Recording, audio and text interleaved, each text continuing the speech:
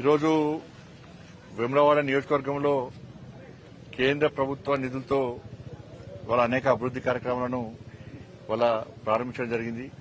దాంతోపాటు కేంద్ర ప్రభుత్వం ఇచ్చినటువంటి పీఎంసీ స్కూల్లో సెలెక్ట్ అయినటువంటి పాఠశాల జెడ్పీఎస్ఎస్ పాఠశాలను కూడా సందర్శించడం జరిగింది. ముఖ్యంగా మేడ్పల్లి మండలంలో 1,58,00,000తోని ఈజీఎస్ నిధులతో 1,50,00,000 ఈజీఎస్ నిధులు, భీమారం మండలంలో 2,29,00,000 ఈజీఎస్ నిధులతో వాళ్ళ అభివృద్ది కార్యక్రమాలు, రోడ్స్, దాంతోపాటు ప్రధానమంత్రి గ్రామీణ సడక్ యోజన కింద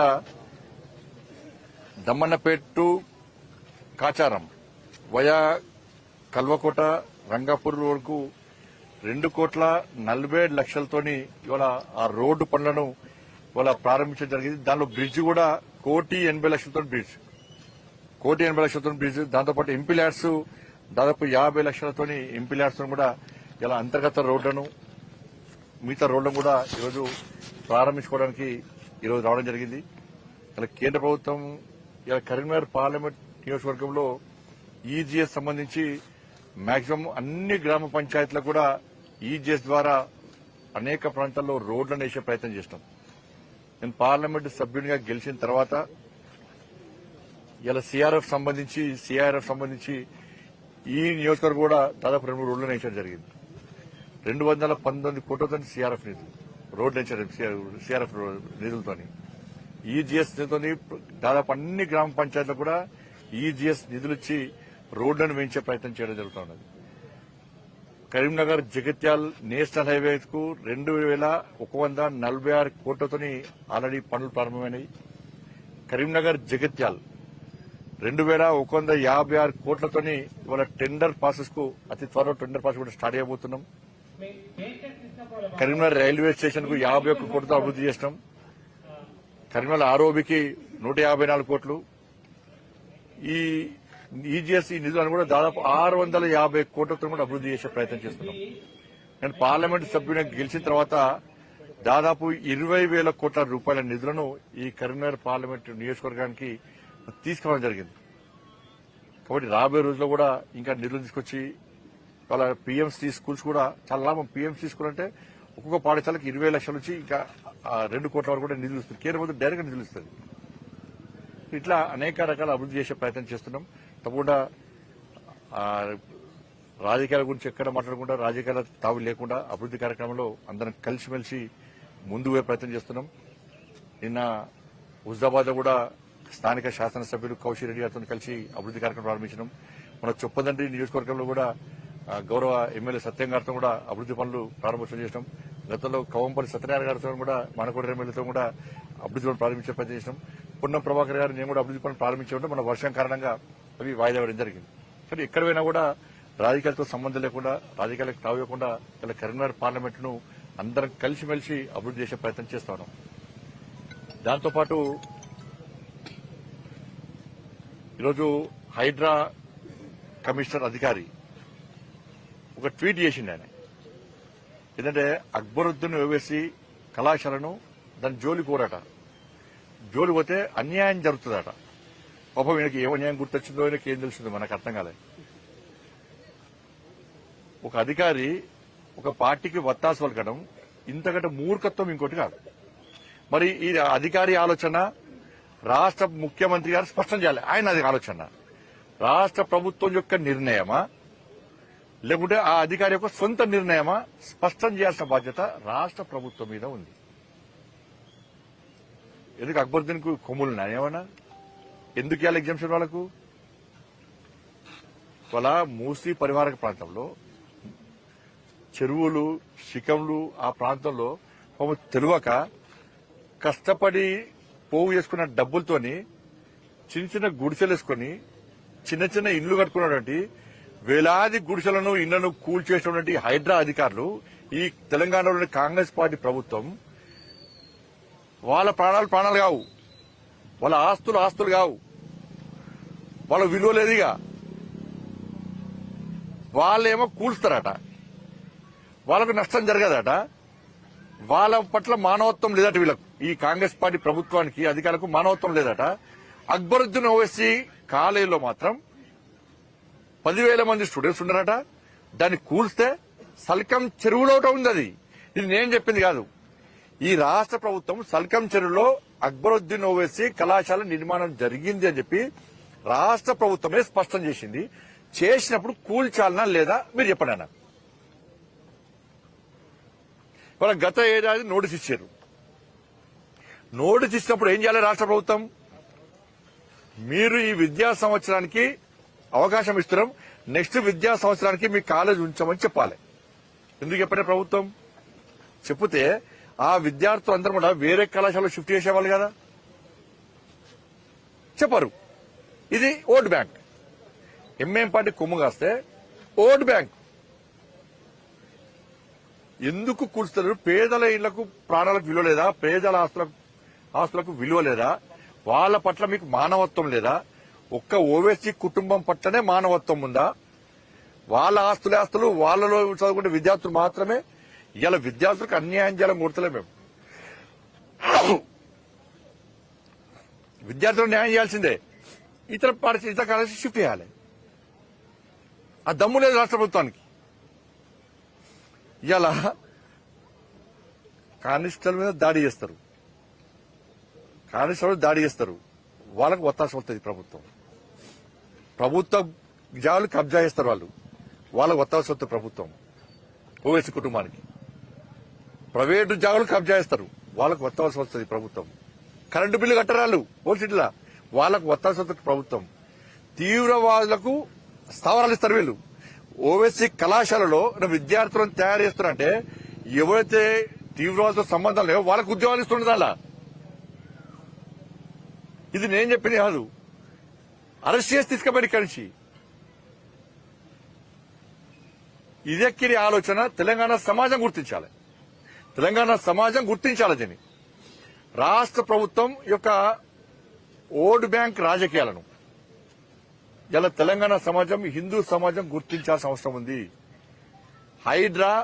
హైడ్రా విషయంలో ఎంఏం పార్టీ నాయకుల ఆస్తులకు ఎగ్జంప్షన్ ఇచ్చారా మీరు? వాళ్ళు కబ్జాలు చేసుకోవచ్చా? చెరువులు, జాగలు అన్ని కబ్జా చేసుకోవచ్చా? పేదల ప్రాణాలకు, పేదల ఆస్తులకు వీళ్ళలేదా? హైడ్రా గొప్పదని చెప్పుకున్నటువంటి రాష్ట్ర ముఖ్యమంత్రి గారు దీని మీద స్పందించాల్సిన బాధ్యత మీ మీద ఉంది. ఇది మంచి పద్ధతి కాదు. దాంతోపాటు ఇంతకుముందే తెలిసింది మాకు, నిన్న ఏబిఎన్ రాధాకృష్ణ గారు ఒక స్టోరీ రాశారు. సరే, ఒక టీవీ ఒక ఛానల్ కాదు, మొన్ననే మహా టీవీ ఛానల్ మీద దాడులు చేశారు. మళ్ళా ఈ రోజు కేసీఆర్ జాగిరా తెలంగాణ అని చెప్పి ఒక ఎడిటోరియల్ రాస్తే ఏబిఎన్ ఆంధ్రజ్యోతి మీద దాడి చేస్తామని చెప్పి బీఆర్ఎస్ వాళ్ళు అన్నారట.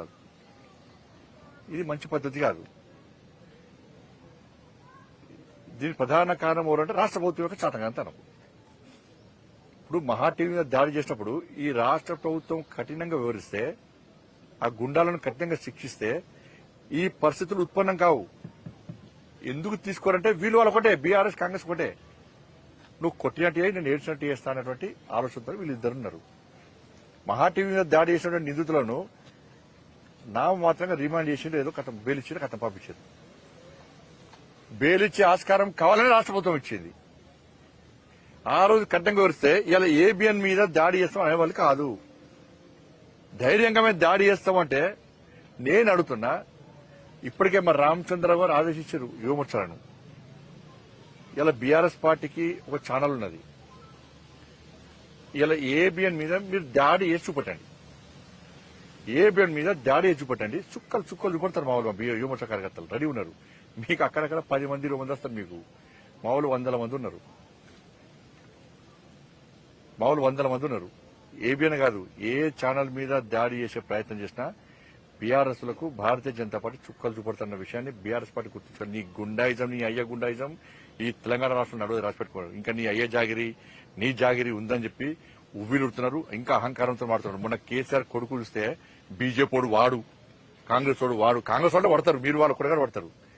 ఇంకొకసారి బీజేపీలను వాడు వీడని వాడితే బిడ్డని కాన్వాయి రోడ్ల మీద ఎదుర్కొంటూ చేస్తాం. బిడ్డ నువ్వు తమాషాలు చేస్తున్నావు బాగా. నీ అయ్యని చూసి నీ బతికేంది, మీ అయ్య బతికేంది, మీ బతికేంది. ఎస్, రాధాకృష్ణ అనేది వాస్తవం.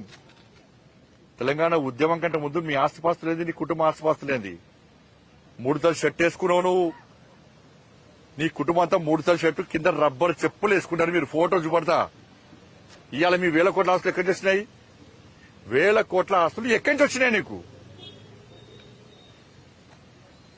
నువ్వు కేసీఆర్ కుటుంబం ఎన్ని లాంటి దెబ్బలు తిన్నది తెలంగాణ ఉద్యమంలో?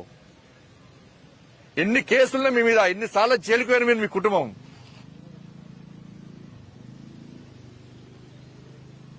తెలంగాణ రాష్ట్రం అప్పుల పాలైంది. కేసీఆర్ కుటుంబము 1000 కోట్లు సంపాదించారు. ఇవాళ దుబాయ్ లో, మస్కట్ లో, అమెరికాలో మొత్తం పొట్టు వ్యాపారాలు చేస్తున్నారు. ఎక్కడ చేస్తే మీకు పైసలు చెప్పండి? వ్యాపారాలు చేసిరా? ఇలా ఉద్యమ సమయంలో ఈ కేసీఆర్ అనే వ్యక్తి ప్రచార రథం లోన్ తీసుకుంటే, లోన్ కట్టకుంటే ఈయన మెడల్ బట్టి కింద దించి ప్రచార రథాన్ని కూడా కూర్చుకపోయారు. ఈయన లోన్ తీసుకొని వెహికల్ కొనుక్కుంటే ఫైనాన్స్ పైసలు కట్టకుంటే ఫైనాన్స్ కూడా వచ్చి ఈయన మెడల్ బట్టి దించి ఆయన కారు కూడా గుంజుకపోయారు. ఫైనాన్స్ పైసలు కట్టలేని స్థితిలో ఉన్న కేసీఆర్ కుటుంబం ఇలా ఇన్ని 1000 కోట్ల రూపాయలు ఎక్కడి నుంచి వచ్చినాయి? నా కొడుకన్నా ఒక కాస్ట్లీ షర్ట్ వేసుకుంటే ఈ లుచ్చాగాళ్ళు, ఈ ఫాల్తీగాళ్ళు సోషల్ మీడియా పెట్టి ట్రోల్ చేసినా. కేసీఆర్ కొడుకు ఎవరితో కొట్లాడుతాడో తెలుసా మీకు? కేసీఆర్ కొడుకు మా కొడుకుతో కొట్లాడతాడు. కేసీఆర్ కొడుకు నా కొడుకుతో కొట్లాడతాడన్న. మన స్థాయి గది, అనే స్థాయి. కేసీఆర్ కొడుకు స్థాయి గది. అంటే మా పిల్లల గారు బట్టలు వేసుకోవద్దన్నా, కాస్ట్లీ బట్టలు వేసుకోవద్దన్నా, షూ వేసుకోవద్దన్నా, బండ్లు కొనుక్కోద్దన్నా, బిచ్చపులొక్క తిరగాలన్నా మేము. మా పిల్లలు ఒక్క కాస్ట్లీ షర్ట్ వేసుకుంటే బండి సంజయ్ 1000 కోట్లు సంపాదించిన ప్రచారం చేస్తాను ఈ ఫాల్తీగాళ్ళు సోషల్ మీడియాలో. నేను కొనక్కని మొన్న ఇల్లు కొనుక్కున్నా. నేను సవాల్ చేస్తున్న కేసీఆర్ కుటుంబాన్ని, కేసీఆర్ కొడుకును, నువ్వు, నీ అయ్యా, మీ అమ్మ, మీ భార్య, పిల్లలందరూ రండి, ఏ గుడో పోదాం. నేను మా కుటుంబంతో సహా వస్తానని ప్రమాణం చేద్దాం. బినామీ ప్రాపర్టీస్ కూడా ప్రమాణం చేయాలి. బినామీ ప్రాపర్టీస్ కూడా ప్రమాణం చేయాలి. ఇలా రాధాకృష్ణ గారు మాట్లాడేది గదే మాట్లాడింది. ఇలా ఆ రోజు ఆంధ్రజ్యోతి దినపత్రిక మీ అయ్య ఉద్యమం చేయకుండా కూడా, మీ అయ్య తాగి ఫామ్ హౌస్ అన్నా కూడా తెలంగాణ ఉద్యమకారునిగా చూపట్టింది ఆంధ్రజ్యోతే. ఏబిఎన్ ఆంధ్రజ్యోతి చూపట్టింది ఆ రోజు ఏబిఎన్ మంచిది కాదు. ఆ రోజు మంచిది ఏబిఎన్, మంచి పత్రిక, మంచి ఛానల్, దమ్మున్న ఛానల్ అప్పుడు. కానీ ఇప్పుడు మాత్రం మంచిది కాదు. ఎందుకంటే నీ బండారం అంటే బయట, అసలు నీ స్వరూపం బయట పట్టింది కాబట్టి. జేఏసోలు ధర్నాలు చేస్తే, బహిరంగ సభ పెడితే, సందట్లో సడేమేలక వీళ్ళు ఒక్కడే పింక్ కలర్ జెండా పెడితే, ఇదే ఆంధ్రజ్యోతిలో టీఆర్ఎస్ పార్టీ బహిరంగ సభ అని రాశారు. ఆ రోజు మంచిది ఆంధ్రజ్యోతి ఏబిఎన్. ఈ రోజు మంచిది కాదు. కేసీఆర్ కుటుంబం ఎన్ని ఆస్తుపాస్తులు సంపాదించినా కూడా తెలంగాణ రాష్ట్రం రావాలి. అనేక మంది బలిదానం అయిపోయారు. ఇంతమంది తెలంగాణ ప్రజల ఆకాంక్ష, ఆలోచన, ఆశయం ఒక లక్ష్యం పెట్టుకుని యుద్దం చేస్తున్నారు. ప్రపంచంలోనే యుద్ధాన్ని ఇలా ప్రపంచం అంతా హర్షిస్తున్నది, ఆశ్చర్యపోతున్నది. కానీ ఇటువంటి ఉద్యమానికి మనం కూడా బాసరగా నిలవాలని చెప్పి ఆ రోజు ఏబిఎన్ ఆంధ్రజ్యోతి, నువ్వు ఎన్ని తప్పులు చేసినా కూడా, నువ్వు ఎంత నటన చేసినా కూడా, నువ్వు నటనలో జీవించే ప్రయత్నం చేసినా కూడా, మరి ఇదే ఏబిఎన్ ఆంధ్రజ్యోతి నిన్ను కొత్త పైకి లేపింది. అప్పుడు మంచిది.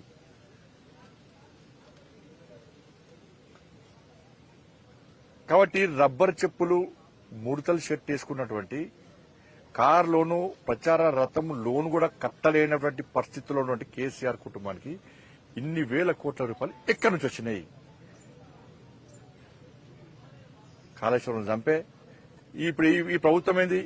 ఈ ప్రభుత్వం చేత కాదు. ఫస్ట్ రేవంత్ రెడ్డి సర్కారు చేతనావస్థలో ఉన్నది, చాతకంతనంలో ఉన్నది. ఏం చేస్తారు? దాడి చేస్తా అంటే దాడి చేస్తామని తీసుకుపోయి పొక్కలేసి వాడిని ఈ పంత మడచంపకనట. ఏబిఎన్ కార్యాలయానికట సెక్యూరిటీ ఇస్తారట. ఇటు ఏబిఎన్ కార్యాలయానికి ఇస్తారు, అటు టీవీ ఛానల్ కూడా ఇస్తారు రక్షణ. వాళ్ళు కూడా రక్షణ ఇస్తారు. ఫుల్ పోలీస్ పెట్టాలని పెడతారు. ఈ సిస్టమ్ ఏదో నాకు అర్థం కాదు. వీళ్ళ ఆలోచన ఎందుకు అర్థం కాదు కాంగ్రెస్ పార్టీ ప్రభుత్వం. అది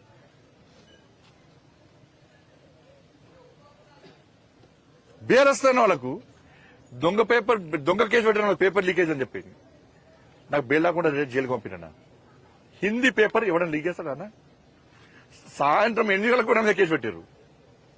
నాకు బెయిల్ రాకుండా వేసింది కేసీఆర్ ప్రభుత్వం. 317 జీవోకు వ్యతిరేకంగా కొట్టాడితే అరెస్ట్ చేసి నాకు బెయిల్ రాకుండా వేసింది అన్న కేసీఆర్ ప్రభుత్వం. ఇదే రేవంత్ రెడ్డి గారు మరి ఆలోచించాలి. నిన్ను డ్రోన్ కేసులో దానిలో అరెస్ట్ చేసి నీకు బెయిల్ రాకుండా 10 రోజుల పాటు జైల్లో ఉంచారు. ఏడవిందన్న రేవంత్ గారు రోషం ఏడవింది, రేషం ఏడవింది, ఏమైంది? ఎందుకు కాంగ్రెస్ పార్టీ ప్రభుత్వానికి కేసీఆర్ కుటుంబం మీద ఇంత ప్రేమ, ఇంత అభిమానము? మీ ఇచ్చిపుచ్చుకునే ధోరణి ఏంది? కాళేశ్వరం విషయంలో ఏటీఎం గా మార్చింది వాస్తవమా కాదా? 1,00,000 కోట్లు దొబ్బిపోయింది వాస్తవమా కాదా? ఫోన్ ట్యాపింగ్ చేసింది వాస్తవమా కాదా? ఈ ఫార్ములా కేసులో కోర్టు కూడా మొట్టికాలేసి విచారణ చేసుకోమంటే ఎందుకు కేసీఆర్ కుటుంబాన్ని అరెస్ట్ చేయలేకపోతున్నారు? గొర్రెల స్కామ్, చేపల స్కామ్ వాస్తవమా కాదా? డ్రగ్స్ కేసులో కేసీఆర్ కుటుంబం ఉందా లేదా? ఫామ్ హౌస్ కేసులో ఎందుకు అరెస్ట్ చేస్తలేరు? ఇవి చెప్పిన స్కామ్స్ జరిగినా చెప్ప క్లారిటీ ఇవ్వండి. రేవంత్ సర్కార్ క్లారిటీ ఇవ్వండి. ఇవన్నీ స్కామ్స్ జరగాలని చెప్పు. లేకుంటే జరిగినా కూడా మాకు చేత కాదు, కేసీఆర్ కుటుంబాన్ని టచ్ చేసే దమ్ము మా దగ్గర లేదు అని చెప్తే మేము మాట్లాడు బంద్ చేస్తాం. తెలంగాణ సమాజం కూడా ఆశలు వదులుకుంటారు. నన్ను చూడు, నా అందం చూడాలంటే ఇక చూడు ఏం చేయరు. పట్టుకుంటాము. నువ్వు ఎవరిని వదిలిపెట్టామంటారు వీళ్ళు. నువ్వు పట్టుకుంటే కదా వదిలిపెట్టడానికి. ఎవరైనా చట్టం తన పని తాను చేసుకుంటూ పోతుందట. ఏం చట్టం లేదు. చట్టం కేసీఆర్ కు చుట్టమైపోయింది తెలంగాణ రాష్ట్రంలో. మేము మళ్ళీ చెప్తున్నాను, ఒక హోమ్ మినిస్టర్ చెప్పొద్దు ఇది. కానీ బీఆర్ఎస్ పార్టీ అరాచకాలను కాంగ్రెస్ పార్టీ ప్రభుత్వం అణిచివేసే ప్రయత్నం చేస్తలేదు, అడ్డుకునే ప్రయత్నం చేస్తలేదు. కాబట్టి ఇప్పుడే నేను స్టేట్మెంట్ ఇచ్చిన మా రాష్ట్ర అధ్యక్షుడు రామచంద్ర గారు ఇప్పటికే బీజేవైఎం కార్యకర్తలు ఆదేశించారు. రామచంద్ర గారు మా రాష్ట్ర అధ్యక్షులు ఏబిఎన్ కార్యాలయం మీద చెయ్యి వేసిన 2 గంటల లోపల నీ టీఆర్ఎస్ భవన్ మీద పక్క దాడి చేయాలని చెప్పి, దాడి చేస్తామని చెప్పి మా రామచంద్ర గారు మా యువమోర్చా కార్యకర్తలు ఆదేశించారు. నేను సవాల్ చేస్తున్నా, చలో నీ క్యాడర్ రమ్మను, మా క్యాడర్ వస్తుంది. నీ కిరాయి గుండె రమ్మను, మా కట్టర్ క్యాడర్ రెడీ అయ్యాల. ఏ ఛానల్ మీద దాడి చేసినా కూడా పక్క ప్రతి దాడులు చేస్తారని కూడా మా రాష్ట్ర అధ్యక్షుడు ఇలా వార్నింగ్ ఇచ్చింది. కాబట్టి బీఆర్ఎస్ పార్టీ చాలా జాగ్రత్తగా ఉండాలి. నేను మళ్లీ చెప్తున్నాను, మీ ఊకదంపుడు హెచ్చరికలకు, దాడులకు ఇలా తెలంగాణ సమాజం భయపడేది. ఏదో 10 మంది 20 మంది పోయి టక్క రాలేస్తే పైన మనం మాట మీద రాలేసిరన్న పైన స్టాఫ్ ఉంటారు. వాళ్ళకేం సంబంధం? తలకాల వాళ్ళకి కిందికి పట్టం రాలేస్తే లోపల ఉంటారు. నీకేం తెలుసు? సిగ్గుండాలే, కొంచెం సమర్థించడం సిగ్గుండాలే. కిందికెళ్ళి రాలేస్తే లోపల పిల్లలు ఉంటారు, అమాయకులు ఉంటారు, తలలు ఉలుతాయి, దెబ్బలు ఏడలతో తెలియదు. దాడు రాళ్ళేస్తారు, పోతారు. అయిపోయా వాళ్ళని ప్రభుత్వం కాపాడుతుంది, కాంగ్రెస్ పార్టీ ప్రభుత్వం. ఒక్కసారి భయం మీద చూపడితే ఇంకోసారి వద్ద అడిగాడు. ఇదా మీ చాదగంతనం? భారతీయ జనతా పార్టీ కార్యకర్తలు సిద్ధంగా ఉన్నారు. బిడ్డ ఇటువంటి ప్రయత్నం ఉండి మానుకోండి మీరు. భారతీయ జనతా పార్టీ కార్యకర్తలు యుద్ధానికి సిద్ధం. మేము ప్రజాస్వామ్యాన్ని కాపాడతాం, మీడియాకు బాసటగా నిలుస్తాం, మీడియాను కాపాడుకునే ప్రయత్నం చేస్తాం. ఏబిఎన్ ఛానల్ కు ఇవాళ దాడి చేస్తున్నారు కాబట్టి ఏబిఎన్ ఛానల్ కు భారతీయ జనతా పార్టీ కార్యకర్తలు అండగా ఉంటారు. తెలంగాణ రాష్ట్రంలో వేలాది మంది, లక్షలాది మంది కార్యకర్తలు ఇవాళ ఏబిఎన్ కు అండగా ఉంటారు. మొన్న మహా టీవీ కూడా అండగా ఉన్నది భారతీయ జనతా పార్టీ. వాళ్ళు వీళ్ళు వచ్చి చూసి విజిట్ చేసి రావచ్చు. కానీ ఫస్ట్ విజిట్ చేసింది, ఫస్ట్ అండగా ఉంటారని చెప్పి ధైర్యం ఇచ్చింది మహా టీవీకి భారతీయ జనతా పార్టీ. నేను ఫోన్ చేసిన, మా రాష్ట్ర అధ్యక్షుడు కిషన్ గారు ఫోన్ చేశారు. ఇవాళ ఏబిఎన్ కూడా భారతీయ జనతా పార్టీ కార్యకర్తలు అండగా ఉంటారు. మామూలు కిరాయి ఇచ్చేస్తులు కాదు, నమ్మిన సిద్ధాంతం కోసం నక్సలైట్లకు వ్యతిరేకంగానే కొట్లాడిన వాళ్ళం, టెర్రరిస్టులకు వ్యతిరేకంగా కొట్లాడడం, నమ్మిన సిద్ధాంతం కోసం, ఆ కాషాయపు జెండా కోసం, కమలం కోసం కొట్లాటోళ్ళం, తెగించి కొట్లాటోళ్ళం, ప్రాణాలను త్యాగం చేయడానికి కూడా సిద్ధంగా ఉండడం కమిట్మెంట్ గల కట్టర్ క్యాడర్ మాది. అటువంటి క్యాడర్ ఇలా ఏబిఎన్ కు అండగా ఉంటుంది. మా యువమోర్చా రాష్ట్ర అధ్యక్షుడు మహేందర్ కూడా ఇలా వందల మంది కార్యకర్తలు తీసుకొని ఇలా ఏబిఎన్ ఛానల్ పోయి ఏబిఎన్ ఛానల్ కు బాసటగా ఉండడానికి సిద్ధంగా ఉన్నారు. ఇలా కేసీఆర్ కొడుక మీరు వస్తారా? మీకు కొమ్ము కాసే ఇంకొని తీసుకొని వస్తారా? రెడీ, దానికి మేము సిద్ధం. ధన్యవాదాలు.